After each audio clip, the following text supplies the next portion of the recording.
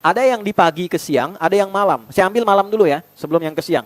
Malam itu khusus yang buat curhat, buat ngentaskan masalah, buat minta sama Allah solusi yang berat di rumah tangga, itu rata-rata malam.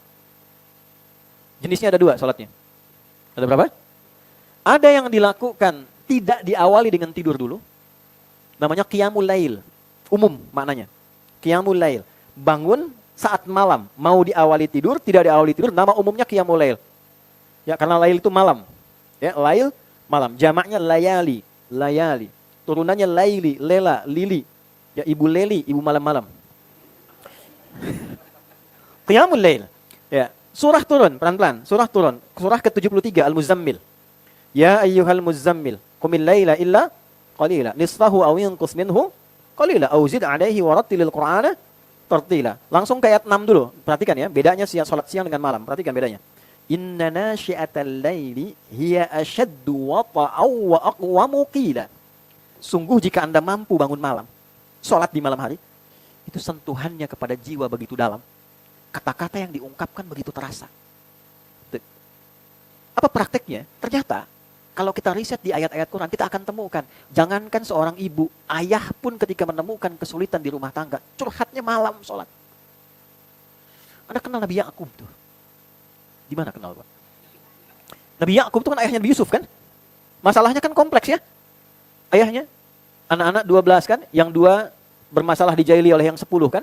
Yusuf dengan Bunyamin itu. Bermasalah luar biasa, kesedihannya mendalam, sampai matanya kan kemudian terganggu, sampai tidak melihat dan sebagainya. Tahu nggak curhatnya yang dilakukan apa? Buka Quran surah 12 ayat 86. Innama ashku bathi wa huzni ilallah. Aku tuh setiap punya masalah di rumah, yang membuat jiwa aku bergetar. Sampai terkadang mengalirkan air mata, tak terasa kita ingat air mata keluar gitu. Masalah tiba-tiba ingat anak gitu ya, terus ingat pasangan, terus tiba-tiba air mata keluar, itu huzn. Terpendam tuh bathun. Aku tuh kalau punya masalah yang gak bisa diungkapkan, berat tuh, aku curhatkannya sama Allah. Bentangkan sajadah, sujud. Dan itu malam ketika dilakukan, sentuhannya itu dalam. Nah kalau mau coba silahkan di malam itu, karena suasana hening. Para ulama mengomentari kenapa malam itu jadi paling efektif, karena hening. Umumnya orang istirahat. Kebisingan itu total berhenti pada umumnya. Jadi begitu kita mengucapkan apapun, sentuhan kejiwanya dalam. Nah pakai itu untuk ngobrol sama Allah. Curhatkan masalah. Dan di antara yang dicurhatkan itu masalah rumah tangga. Masalah rizki, masalah macam-macam. Sujud minta. Di atas hamparan sajadah. Bukan Instagram. Bukan Facebook.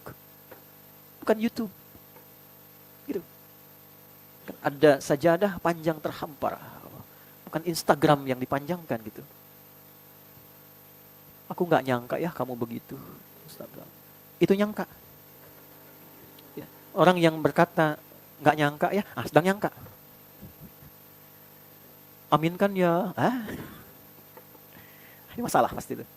Nah coba dipakai itu ya. Coba, ini rumus. Jadi ketika imannya itu diaktifkan, nanti dia akan hadir ke semua bagian tubuh kita, dipandu tuh. Yang hadir apa? Sakinah, ketenangan. Walaupun solusi belum datang, tapi hati cenderung lebih tenang.